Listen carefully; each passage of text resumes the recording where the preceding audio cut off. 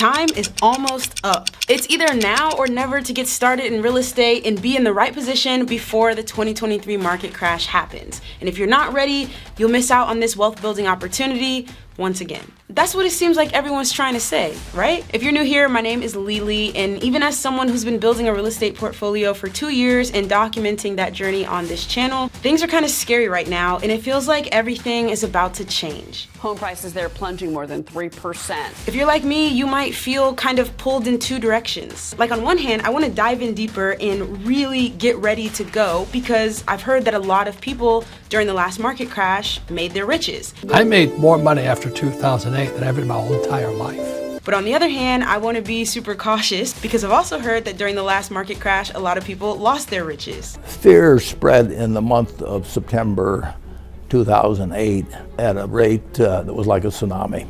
And I can see this inner battle happening with you guys as well because the comments and the DMs have been flooding in more than ever. I am not an expert on financial markets and I'm not even going to try and predict what's about to happen next. But in this video, what I will do is answer some of the most common questions I've been getting from beginners so that no matter what happens next, you can feel confident and prepared to take action. I've gathered a bunch of questions in a bunch of different categories, including how to find good deals, how to find cash buyers, how to run the numbers, everything. And if you stay until the end, you'll even learn about a new business venture that I'm starting and how you can get involved and possibly make some money with me. If you're in, don't forget to change the color of the like button and let's get after it. I've been gathering a bunch of questions and comments from my DMs, and let me just say, as I was scrolling through them, some of y'all a little different. But there is one recurring type of question that I cannot answer and that I really recommend that you do not do. A ton of people send me a message once they've already put a property under contract and promised the seller they would give them this amount of money in cash, and then they have no idea what to do next. This is a dangerous place to be, both for you and for the seller who's trusting you to abide by what you put into that contract. When I say take action, or other people that you might be listening to say take action, this isn't exactly what I mean. The idea isn't just to wing it and try to figure it out as you go. So what I've done, and the first resource I'll share with you, is a 10-step business plan I made, and you can have it completely for free, that walks you through the 10 things you need to have down pat before you should feel confident to go out there and start making offers. From step 1 of simply being able to recognize a good deal, to step 5 of being able to analyze deals and correctly run the numbers, all the way to step 9 of having a title company set up and ready to assign that contract for you. The goal with the business plan is to establish the what, the why, and the how for each of the 10 steps before you start making offers. That way, you know you're confident and prepared, and you don't get stuck in the middle with nowhere to turn and your money and your reputation on the line. That business plan will be linked in the description below for you to watch after this video. But for now, let's go on to our next category of questions, which pretty much revolve around the market crash and what's gonna happen and what am I doing about it. Again, I'm not trying to predict what's gonna happen. I think it's pretty clear that with rising interest rates, prices are going to have to continue to come down so that people can afford to purchase. Now, will those prices come down so drastically that it's a market crash? I don't know. But here are the things I'm doing to protect against that possibility. First up, yes, I am still wholesaling. In fact, I'm wholesaling a bit more than I was previously. If I find a home run deal, then yes, I will keep it for myself. But if there's anything that's a little bit risky or maybe a little bit too advanced or difficult for me to tackle myself, I'm passing that off happily to another investor. They can take on the risk, I'll take on my assignment fee. I see wholesaling as a great opportunity to still be doing deals and still be staying involved, but having limited exposure and risk in the case that the market does crash in a couple of weeks or months. The second thing I'm doing is I'm learning more about creative financing, like subject to and owner financing. These strategies don't require you to qualify with banks and deal with interest rates and tightening restrictions, and so going straight to the seller, negotiating and getting a deal done with them. So I think it's going to be a very beneficial move as something, just a strategy to be able to do, but also as a hedge against the market crashing and banks getting even tougher to deal with. Speaking of new strategies, the question of what strategy to start with first is one that I get a lot, and so I will be linking this video in the description for you. In there, I talk about how I tried house house hacking, wholesaling, and BRRRR investing all in 1 year, and how you can use my experience to decide which strategy might be best for you. I saw this question from one of you that is 18 years old and wants to get started in real estate investing and has saved up $20,000. I say, first off, congratulations and like props to you for doing such a great job saving money and thinking about your future and being ready to invest. I think it's awesome. If I was in that position, what I would do is I would get an owner-occupied loan, like an FHA loan or a conventional owner-occupied loan that requires me to put down somewhere around 3.5%. And then on top of that, I would apply for down payment assistance programs that would pay that 3.5% for me. And that way, I wouldn't actually have to spend my $20K in order to purchase the house, but having it would be a great thing to show a lender that I'm responsible and I'll be able to pay this note because I have 20 grand saved up. That would get me into the house for as little as possible using the low down payment and the down payment assistance.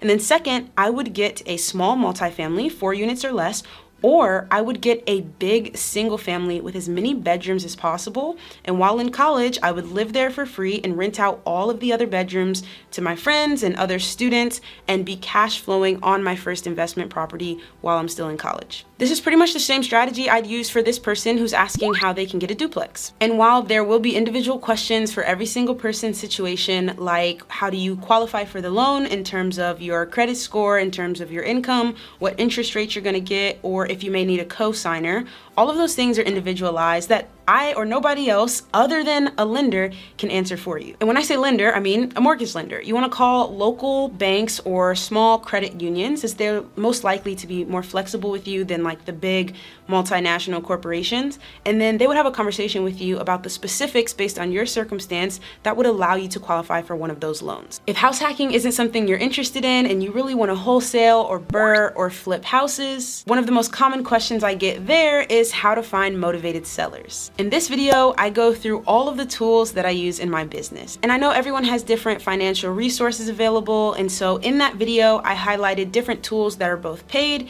and tools that are free, like how I use PROPSTREAM to pull lists of motivated sellers, or I use Ballpoint Marketing to send direct mail letters to reach those sellers, and also how I find free leads using Redfin and Zillow, and also cold call those leads using a free Google Voice number. If you're concerned about driving for dollars because you might be alone or you're driving through rougher areas, or maybe you just don't have a ton of time to sit down and cold call or drive for dollars all day, using that list in that video will help you choose a strategy that aligns with your needs. But of course, finding motivated sellers is only half the battle. The other half of the battle is finding cash buyers to buy those deals. This person said that she's tried out different Facebook groups, but they seem kind of scammy. And I don't know exactly what that means, but I really love Facebook groups. And my recommendation is that you find local Facebook groups, not just national Facebook groups, but local Facebook groups for the market you're investing in. And those groups should be aimed at investors and not just aimed at wholesalers. You should also be using sites like BiggerPockets and their local forums. And the same way I use PropStream to pull a list of motivated sellers,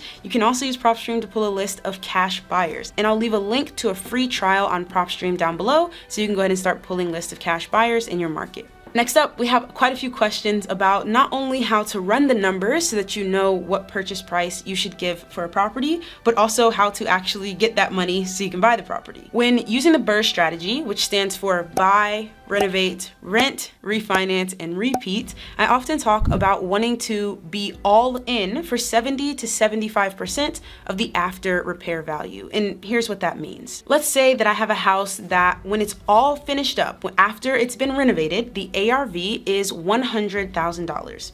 And that property, in order to get it to that value, is going to need $25,000 of renovation. That means I need to purchase it for $50,000 or less so that my purchase price plus my renovation is equal to 75% or less of that ARV. So 50 plus 25K equals 75. 75,000 is 75% of 100,000.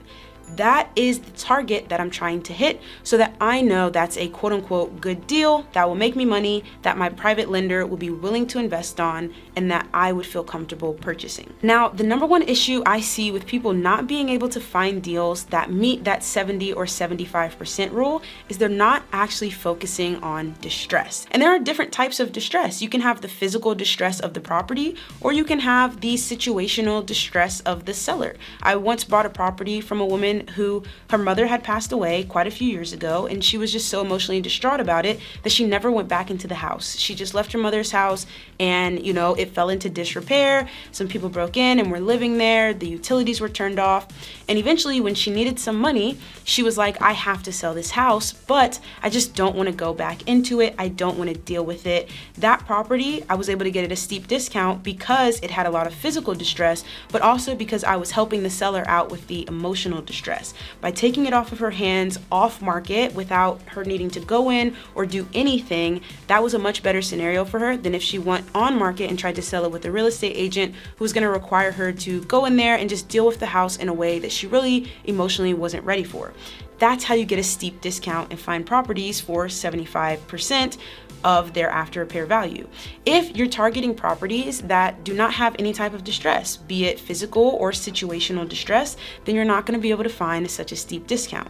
I've also found really big discounts on fire damaged houses like this, or this house that was halfway through a renovation before the contractor stole the guy's money and disappeared. Remember, distress is pretty much the only way that you avoid paying full price. As for actually finding the money to buy and renovate the house, I talk about 4 different financing methods that I've used in this video right here, and one of them, the very first one I used, was hard money. Now, while I do say shout out to this guy for going ahead and getting pre-approved by a hard money lender, I've got to say this question shocked me. If you get approved for $100K out of a hard money loan and you're asking me for my suggestion is go find a market where $100K allows you to purchase and renovate a property for 75% or less of the ARV. It may not be your local market if you live in a super expensive city, but there are tons of places around the country where $100,000 is more than enough to get your deal done. You just got to go out and find it. I'll also say, whenever you're reading books or watching YouTube videos, stick them out to the end. It's pretty easy to have a question and kind of just stop and get stuck and just analyze, and not continue consuming the information. This question came after someone watched half of one of my videos, and in the second half, I explained how whenever a hard money lender or anyone who's gonna loan you money gives you that money, they're gonna want something in return, and most often that is interest on top of their money. And so yes, when you pay your hard money lender back, you're paying them for the money they lent you, but you're also paying an extra fee on top of that, your interest payments, for the privilege of using their money to get your deal done. That's how they make money, and you being able to borrow the money is how you get deals done. Each lender is going to be different in whether they require you to pay the interest on a monthly basis or just at the end once the project is over. They'll also have different requirements on how much experience you have to have, or how much money you have to have in the bank, or how good of a deal they'll be able to lend on. Every single lender is different because every single deal is different, and every single person asking to borrow the money is different. This is why you have to call and have conversations. I will link to this video in the description where I interview my hard money lender and ask him some of your questions. Use those questions that I ask and basically just copy and paste it into your own conversations that you have with lenders in your own local market, telling them about yourself and the type of deals that you'd like to do. Now, just a couple more questions before I share with you guys the new business I'm starting and how you can get involved. I get a ton of questions about doing one-on-ones, and while I don't do individual calls, here are a few ways that you can work with me if you're looking for extra help. I will put a link below that will let you download my free Rehab Calculator that you can use whenever you got to properties to analyze deals. And after that, you'll get the chance to take a 3-hour training I did with a group of you guys, teaching you how to analyze deals to find comps, as well as how to use the advanced version of that Rehab Calculator so that you can go out to properties and come up with a rehab budget without having any previous construction experience. Like I said, that training is nearly 3 hours long, and you will be able to leave it feeling confident on how to run comps and how to analyze rehab to come up with your offer price.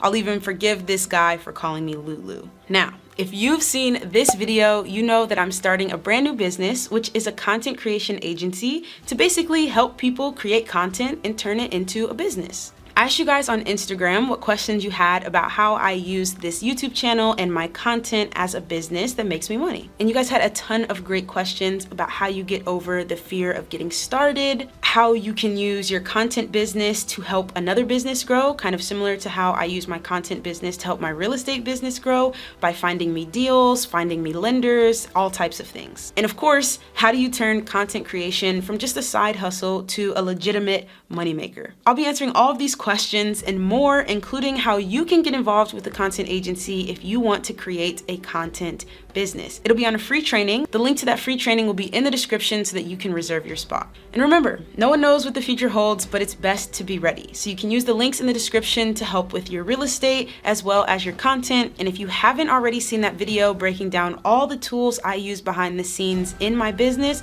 you'll definitely want to check it out by clicking right here.